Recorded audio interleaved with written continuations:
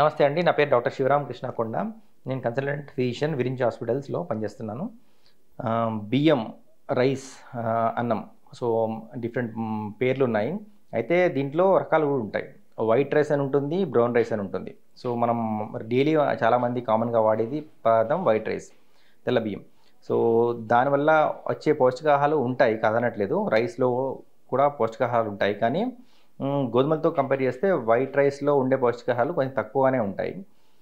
కొన్ని మోతాదుల్లో కూడా వైట్ రైస్లో కార్బోహైడ్రేట్ అంటే పిండి పదార్థాలు ఎక్కువగా ఉంటాయి, ప్రోటీన్ తక్కువగా ఉంటుంది గోధుమలతో కంపేర్ చేస్తే.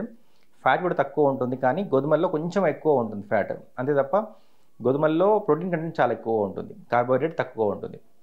సో గోధుమలు ఎప్పుడైనా కానీ డయాబెటీస్ ఉన్న వాళ్ళలో గోధుమలు శ్రేష్టం. గోధుమ రవ్వ కానీ, లేకపోతే గోధుమ పిండితో చేసిన రొట్టె కానీ ఇలాంటివి తినడం శ్రేయస్కరం. ఎందుకంటే గోధుమలతో చేసిన రొట్టెలు అవి కానీ తింటే, పొరాట్స్ తింటే మన బాడీలో ఎక్కువసేపు జీర్ణాశయంలో ఎక్కువ శాతం నిల్వ ఉంటుంది. అది ఈజీగా అరగదు, ఫైబర్ కంటెంట్ కూడా ఎక్కువ ఉంటుంది. సో కాబట్టి ఎక్కువసేపు ఆకలి వేయదు.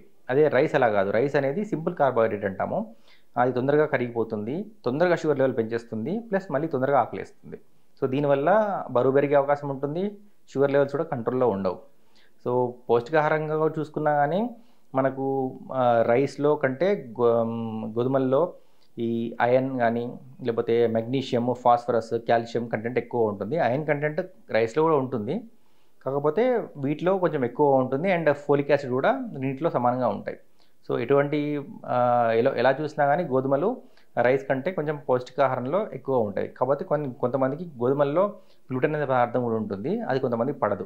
సో కాబట్టి వాళ్ళు జాగ్రత్తగా ఉండాలి. లేకపోతే మిగతా అందరూ కూడా గోధుమ రవ్వతో చేసిన, గోధుమ పిండితో చేసిన రొట్టెలు కానీ, గోధుమ రవ్వతో చేసిన ఉప్మా కానీ శ్రేయస్కరం. ధన్యవాదాలండి. సమస్య లేని ఇల్లు ఉండదు, పరిష్కారం లేని సమస్య ఉండదు. బంధాలు గొప్పవి, బాధలు చిన్నవి. మీ సమస్యని మేము పరిష్కరిస్తాం.